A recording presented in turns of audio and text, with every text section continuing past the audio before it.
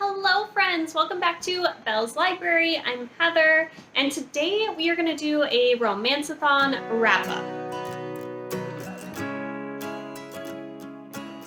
So I participated in Romanceathon last week, and I have done this one before, and I just love it. It gives me a nice break to just enjoy some romances for a while instead of sometimes I feel like I just kind of get romances sprinkled and they're just kind of all over the place. This is my chance to just like really delve in and just read a few romance novels, and it's just enjoyable. Today we are going to be talking about the books that I read during that time and also what prompts they went through, and we'll see how I liked each of the books. I finished 3 books during Romanceathon, and yeah, so before we get started, if you could please subscribe down below. I would absolutely love it. It really helps here on this channel. And also you could click the thumbs up button, and I have my Goodreads and Instagram linked down below as well if you guys want to go ahead and check that out as well. I originally intended on doing a vlog for Romanceathon, and then Romanceathon actually started when I was out of town at my brother's wedding, and so I mean, that's kind of cute. I was like, okay, we're gonna start Romanceathon while I'm at a wedding. But I didn't really want to be vlogging while I was at the wedding. I mean, I just didn't want to take away from being in the moment. And then the next day, we were flying all day to get back home, and then, you know, Monday comes around and I'm trying to catch up on everything in life that we haven't been able to do for the past week because we haven't been home. It was just like laundry and cleaning and figuring out school stuff, and it was just, I was like, okay, we are halfway through Romanceathon. I have finished like a half a book and haven't vlogged or talked or anything, and I was just like, and I'm just so tired. Like, I don't know if you guys feel this, but when I am finished traveling and I get back home, like, I am way more energized when I'm on vacation. Like, I will still even work out during vacations. When I get home, I'm like, I don't want to work out. I'm so tired, and I'm just trying to catch up on everything, and I'm just like, my life is a mess for like a week. So that's kind of how I was feeling, and I was like, I don't know if I can vlog right now. So I decided that we're just going to do a wrap-up of my reading and just going to talk about it. So here we are. Let's go ahead and jump into the first book that I finished for Romanceathon. I read about half of this during the plane ride traveling time, and then I think I finished it up on Monday. Romanceathon started on a Saturday and went to a Friday. So the first book that I finished was Second First Impressions by Sally Thorne. I adored The Hating Game by her, and I haven't read her second book out, but haven't heard the greatest reviews about it, so I wasn't like super excited to pick this one up or that one up, but I was like, yes, we're picking up Second First Impressions. I've been hearing some good things about it. I was excited to read another book by her, and I really enjoyed it. I actually ended up giving this one a 4-star. Before I start talking about the book, let's see what prompts we covered with this one. We have 7 prompts total, and the prompts that were covered by this one is cover love. So I think the cover is super cute. I love a good illustrated cover, and then the cute little turtles and them sitting on the benches. Like, I think it's adorable, and I like the light purple. Purple's like my favorite color. So definitely a very cute cover. Also, there's a little bit of some hate to love going on with the romance in this one.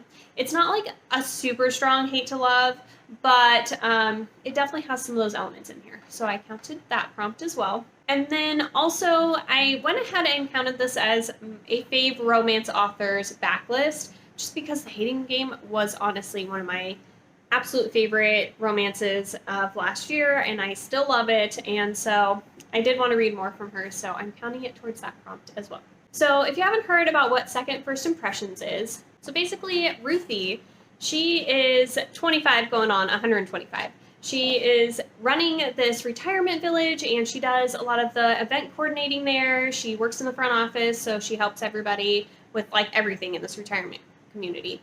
And she's kind of, you know, taken on some of their attributes. Like, she wears her glasses on a chain, and she wears these little buttoned up cardigans, and like, she just, you know, needs to act her age a little bit. And so in comes a temp that's working with her, and she's like, I can help you.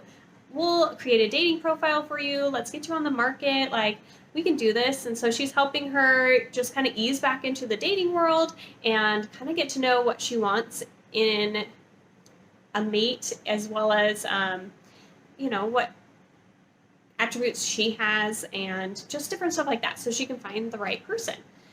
And so then we also have Teddy, who enters the scene, and Teddy is the owner of the property's son, and he's basically run out of couches to surf on, and so the owner says, hey, the other half of your duplex that is for people who work there and live is empty, so he's going to live there for a little while, and I need you to get him a job. And so she's like, I don't want this guy, like, Richie Rich, snob boy, working in my office. So she pawns him off on these two sisters who live there that need a new personal assistant, because most of their personal assistants only last a couple days because they're just a little wonky and they make all of their assistants do all these crazy things.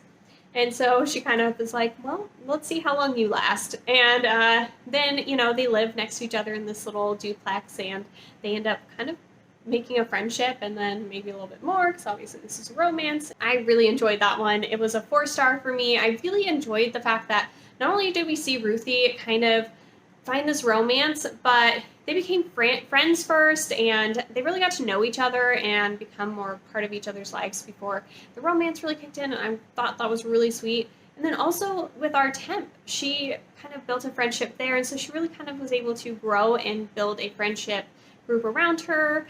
Each of them, Teddy and Ruthie, had kind of their own individual things they were working on. Ruthie obviously is trying to let go a little bit, and then Teddy was trying to just kind of put down some roots and really find a way to have an organized life. He was tired of kind of living in this chaotic environment. He wanted to have a routine and just like grow up a little bit. And so the two of them kind of helped each other figure that out. And it was super cute and sweet, and I just adored it. So definitely a really good one to check out. So the next one that I read for Romanceathon was Take a Hint, Danny Brown by Talia Hibbert. And this is the second book in the Brown Sisters trilogy, and it was adorable. So this one covered a couple prompts. I also said that this was a cover love because we have another one of those illustrated covers that's super cute, and I just thought it was wonderful to see some body diversity on the cover. We're seeing some representation of not just a super skinny person that falls in love. So I love that. And I mean, the characters just look really cute, and it just, I don't know, I love a good illustrated cover, so adored that. The other prompt that this did cover was the BIPOC romance author. Talia Hibbert falls into that category, and so that prompt is covered with this one as well.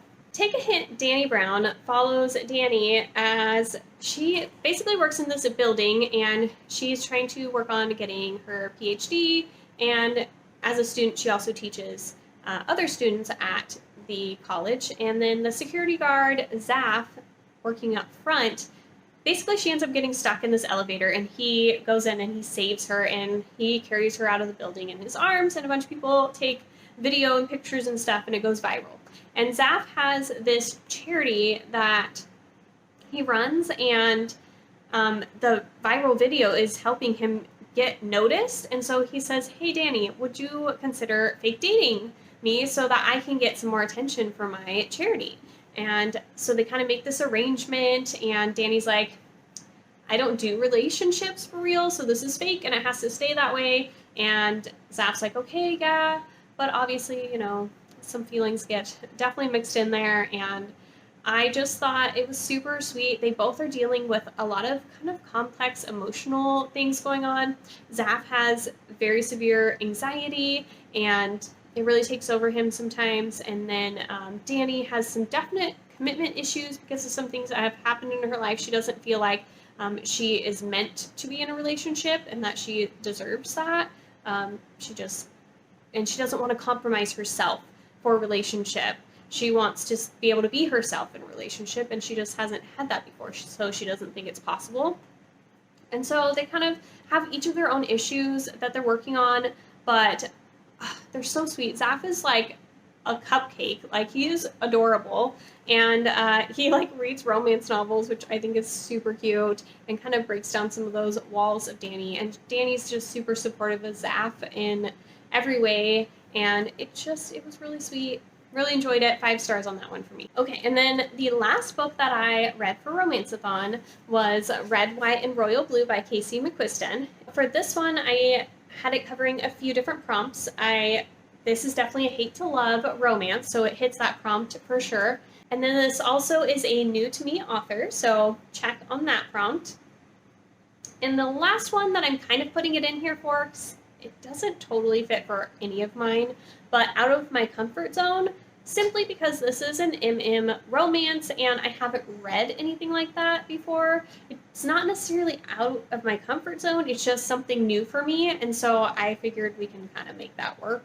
We're following Alex and Prince Henry, and Alex is the son of the President of the United States, and Prince Henry is obviously Prince Henry of England, and so they both are kind of in high up political positions, and they get into a tiff at a party one night, and basically they have to make it up in the press and hang out together and get to know each other. At least to the public eye, they need to pretend like they are friends so that they can kind of protect their image. But as they kind of get to know each other, a little bit more begins to arise between the two of them. When I started this book, I kind of actually read this as well as listened to it. It was kind of back and forth. I'd say like maybe 60 to 70% I read on the audiobook, and then the rest was physical reading. But I really enjoyed like the first half or so of this book. I was like, oh, this is really cute, really enjoyable. I was moving along with it.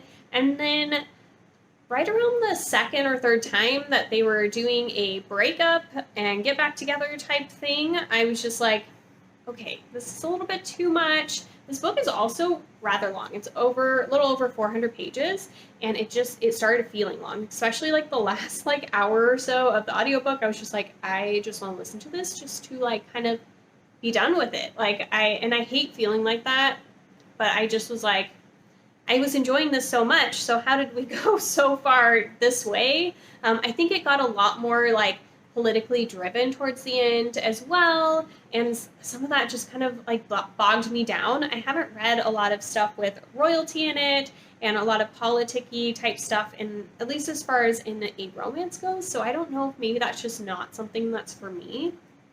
But I definitely was kind of like not feeling that portion of it, and I was kind of getting tired of all the breaking up and getting back together, and I don't know, I think if it was just condensed down a little bit and maybe one of those scenes was taken out, I would have adored this book so much more.